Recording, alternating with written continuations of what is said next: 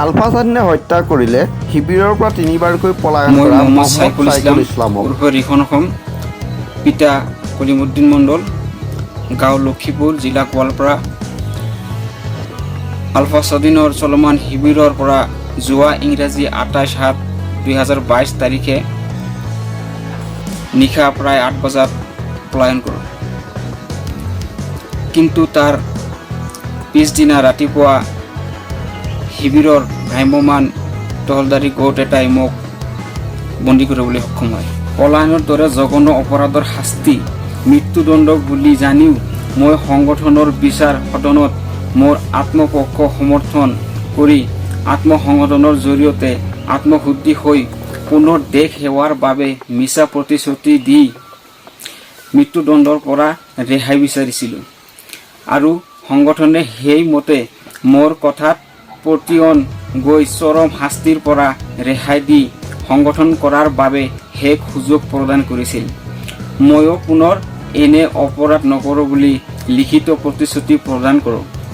কিন্তু মই যিহেতু স্বদেশ প্ৰেমৰ তাকিদাত সংগঠনত অন্তৰ্ভুক্ত হোৱা নাছিলোঁ, ব্যক্তিগত স্বাৰ্থসিদ্ধি আৰু প্ৰতিশোধ পূৰণৰ অৰ্থে সংগঠনত যোগদান কৰি আলফা স্বাধীনৰ সামৰিক প্ৰশিক্ষণ লোৱাটোৱে মুখ্য উদ্দেশ্য আছিল।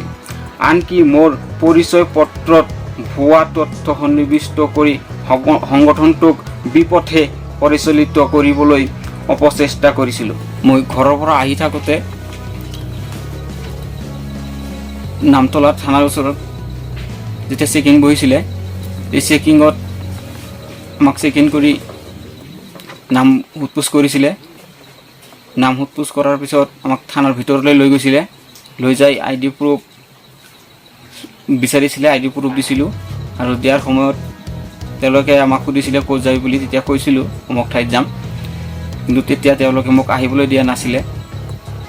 সেই সময়ত জলেশ্বৰ থানাৰ ভাৰপ্ৰাপ্ত বিষয়া মালাকাৰ ছাৰক মই ফোন মাৰিছিলোঁ আৰু ফোন মৰাৰ পিছত নামতলা থানাত দিলোঁ।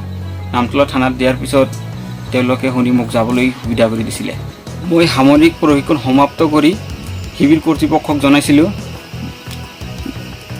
মোৰ ঘৰত দুটা AK-47 আৰু দুটা 9mm পিষ্টল আছে, সেই দুটা মই ঘৰত আনিবলৈ যাব পাৰিম নেকি, এনেকৈ মই কৰ্তৃপক্ষক জনাইছিলোঁ।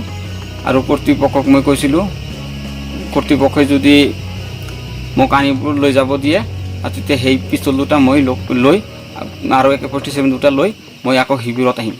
সেয়েহে প্ৰতিটো মুহূৰ্তত শিবিৰ কৰ্তৃপক্ষক মিছা আশ্বাসেৰে বিশ্বাস জন্মাই পলায়নৰ সুযোগৰ অপেক্ষাত আছিলোঁ। যোৱা 23/8/2022 তাৰিখে আন এটা শিবিৰলৈ যাওঁতে নিশা আশ্ৰয় লোৱা সময়ছোৱাত প্ৰায় 2-3 বজাত সতীৰ্থসকল শুই থকা অৱস্থাত দ্বিতীয়বাৰ পলায়ন কৰোঁ।